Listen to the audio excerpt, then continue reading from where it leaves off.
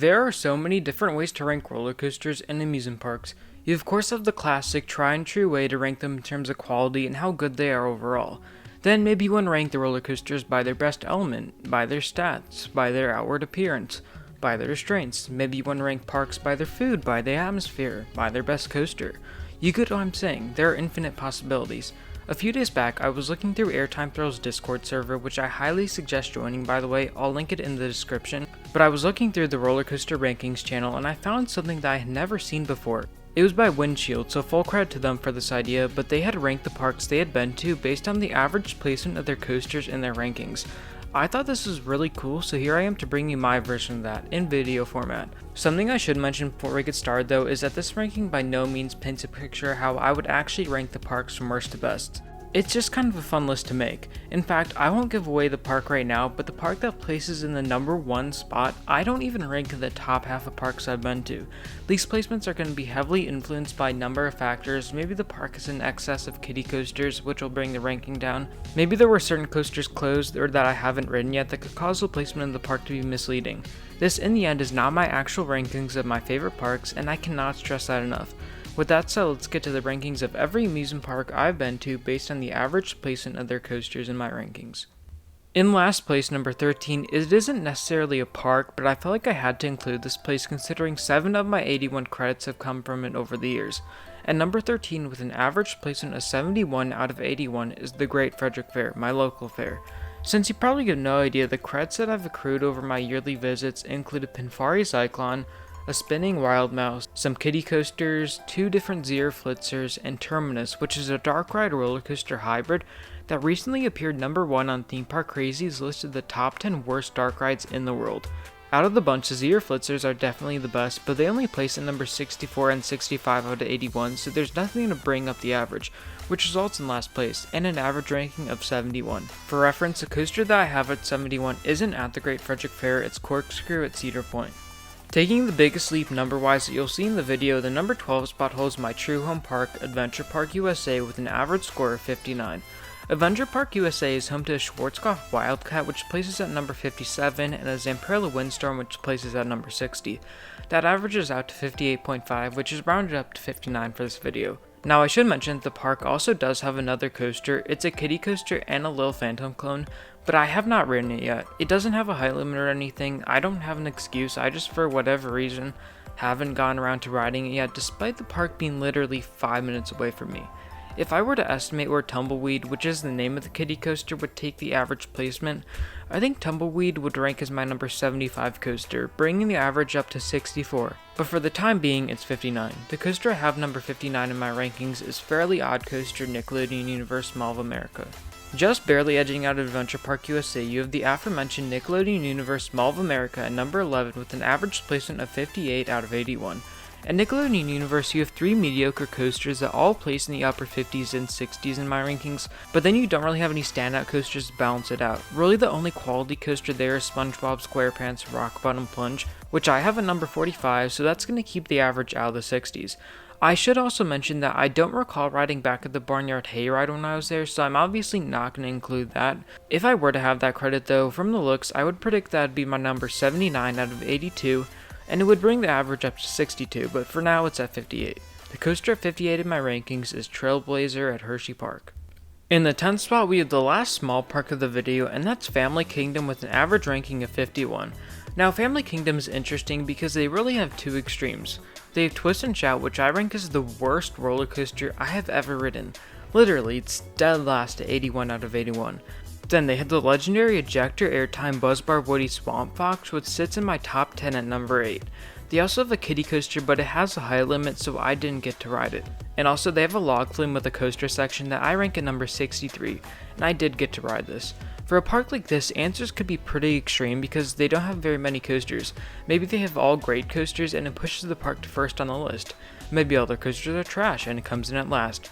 But Family Kingdom has a bit of both, leaving them with an average of 51. The coaster I have at 51 in my rankings is Super Duper Looper. Now in the number 9 spot, we have the most magical place on earth, Magic Kingdom, with an average of 49. This really just does not feel right to me that's this low because every single coaster that they have, I think it does what it sets out to do perfectly.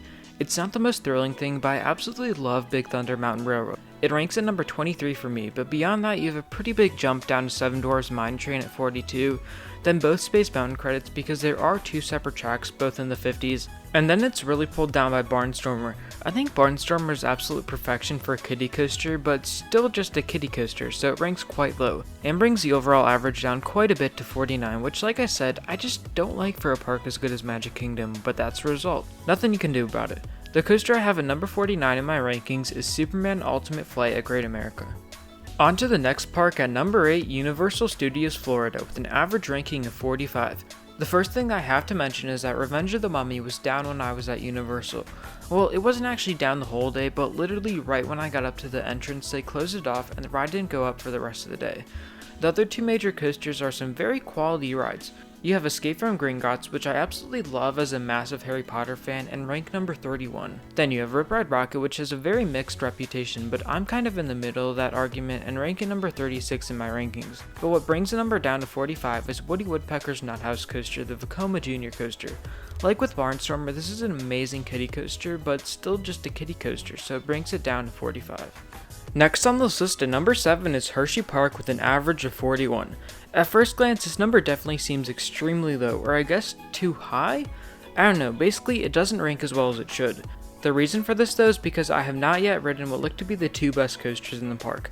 I haven't been in the park since 2016, so obviously I will not have ridden their brand new B&M Hyper Candymonium. And also I haven't ridden Skyrush because I've gotten extremely unlucky with downtime. I am planning to get back to the park in April though, so hopefully that'll change soon. Another factor in Hershey getting a worse score is that Fahrenheit and Stormrunner, the other two coasters in the park's big intimate top 3, had the hard over the shoulder restraints when I last went. Now they have switched over to the soft vests. I still rank those coasters high, with Stormrunner at 11 and Fahrenheit at 17, but maybe not as high as some other people might put them. The coaster in the park that I have the highest in my personal rankings is actually Great Bear at number 10. Yes, I am a Great Bear fanboy. Like I said, 41 seems a bit crazy at first, but it makes sense when you look into my situation. Moving on to number 6, I have my home park of Six Flags America with an average ranking of 38 out of 81. The fact that this is right in the middle makes sense when you look at how evenly spread the coasters at this park are across my rankings. In their big 3, Superman Ride of Steel is in my top 10 and Batwing and Wild One are in my top 20. Then in the middle of the lineup I rank Joker's Jinx in the 20s, Roar in the 30s, along with Raging Cajun, probably the best wild mouse in America and maybe the world. Mind Racer I have in the 40s, then down at the bottom of the list I have Great Chase the Kiddie Coaster and Firebird, which I rank as the second worst roller coaster I have ever ridden. Six Flags America has a very unique lineup with coasters of all qualities, giving it an average of 38. The coaster I have ranked number 38 in my rankings is Lightning Racer. As we slowly climb up in coaster quality, I have Universal's Islands of Adventure at number 5 with an average ranking of 34. When I went in late 2016, the park looks so much different than it does now, or at least well later in 2021. There were no Hagrids and of course no Velocicoaster. It was Hulk, Hungarian Horntail, Chinese Fireball, Flight of the Hippogriff, and High in the Sky, depending on if you count that as a powered coaster or not.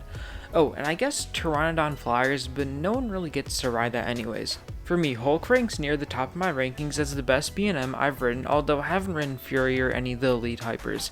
Then there's Hungarian Horntail, which I have at number 24. It was pretty rough but undeniably intense, although I wish Chinese Fireball were open when I went because that would have definitely boosted the rankings. And finally we have Flight of the Hippogriff, which is another quality kiddie coaster. But when you combine my rankings, it comes to an average of 34.